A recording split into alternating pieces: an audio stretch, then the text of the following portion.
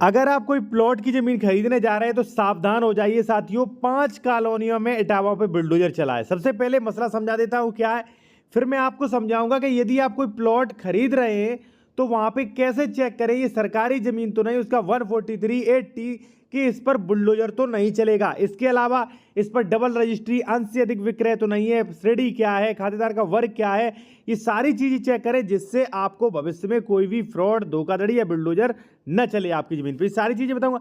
सबसे पहले ये प्रकरण समझ लीजिए, प्रकरण है क्या एक्चुअली साथियों। ठीक है साथियों, ये जो आप देख रहे हो यहाँ पे क्या है, यहाँ पे इटावा में 5 कॉलोनियों पे चला। देखिए यहाँ पे देख सकते हैं, इटावा जिले में बिना नक्शा पास कराए रह रही आवासीय प्लॉटिंग को पुलिस प्रशासन की टीम ने पहुंचकर ढाया।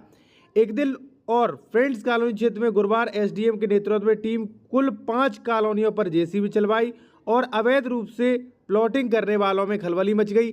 शहर में धड़ल्ले से बिना नक्शा बनवाए आवासीय प्लॉट बनवाए जो है का काम किया जा रहा है, जिसकी शिकायत डीएम अवनीश राय से की गई थी। डीएम के निर्देश पर एसडीएम अभिनव रंजन श्रीवास्तव, एसडीएम विक्रम, ये जो भी मान लीजिए, एक टीम बनाकर कार्रवाई के निर्देश दिए। गुरुवार दोपहर जो है टीम सबसे पहले फ्रेंड्स कॉलोनी, सुंदरपुर, धर्मेश्वरी आवासीय कॉलोनी में पहुंचे। यहां नक्शे से जुड़े कोई प्रपत्र न दिखा पाने पर अधिकारियों जेसीबी से प्लॉटिंग से की गई, जो भी मान लीजिए प्लॉटिंग पर बाउंड्री की गई थी, उसे ढा दिया गया। अब एक्चुअली ये हुआ क्यों है, देखिए ये तो हुआ है साथियों, नक्शा पास नहीं था। दूसरा लखनऊ में अकबरपुर हुआ, वो सरकारी जमीन थी। तो आप इनसे कैसे बचे। और कई बार जो है सरकार मतलब बुलडोजर नहीं चलाती है तो कहीं डबल रजिस्ट्री, कहीं अंश से अधिक विक्रय, कहीं फर्जी जमीन, तो आप कैसे बचें।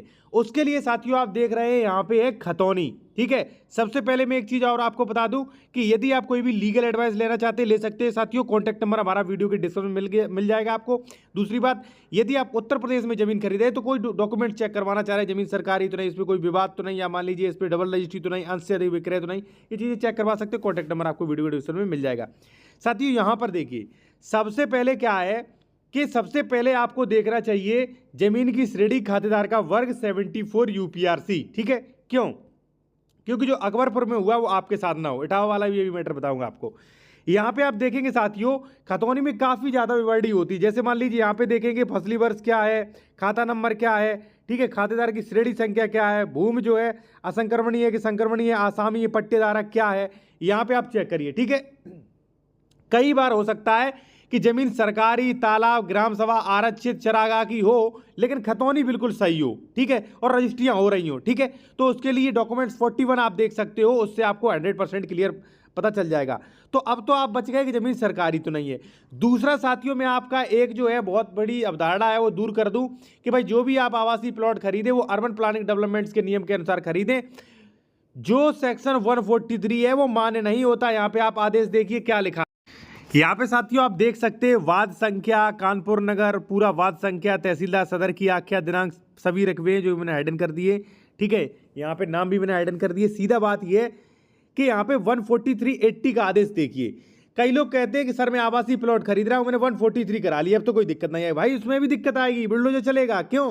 यहाँ पे देखिए धारा 80 के तहत अकृषित घोषित किया गया, मतलब अकृषि घोषित किया जाता है। यह घोषणा, देखिए शर्त क्या लगा, कंडीशनल आदेश हुआ है कि यह घोषणा केवल भू राजस्व दृष्टि से की जा रही है, यानी कि रेवेन्यू की दृष्टि से की जा रही है। अगर ये डेवलपमेंट अथॉरिटी द्वारा पूर्व में किसी अन्य प्रयोजन हेतु प्रस्तावित हो गया तो ये भाई जो है मान्य नहीं होगा और ये आदेश निरस्त माना जाएगा। और लैंड एक्वायरेशन पर भी यही काम करता है। लैंड एक्वायरेशन होने के बाद 143(80) नहीं करा सकते आप। ठीक है, तो ये भी आप चेक करिए साथियों। दूसरा, अर्बन प्लानिंग डेवलपमेंट्स के अनुसार लेआउट उसका जारी होना चाहिए, पूरा रजिस्टर्ड होना चाहिए।